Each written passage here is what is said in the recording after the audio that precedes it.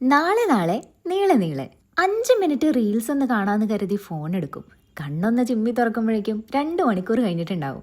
ഇനിയിപ്പോ ഫോൺ മാത്രല്ല കേട്ടോ, വഴിയിലൊരാളെ കണ്ട എന്തൊക്കെയുണ്ട് വിശേഷം എന്ന് ചോദിച്ച് തുടങ്ങും. അത് കഴിഞ്ഞ് നാട്ടിലെ രാഷ്ട്രീയവും ഫുട്ബോളും ഒക്കെ ചർച്ച ചെയ്ത് കഴിയുമ്പോഴേക്കും വീട്ടിലെ ചോറ് വയ്ക്കാനുള്ള സമയം കഴിഞ്ഞിട്ടുണ്ടാവും. അതുപോലൊരു പ്രധാന വില്ലനാണ് പ്രോക്രാസ്റ്റിനേഷൻ.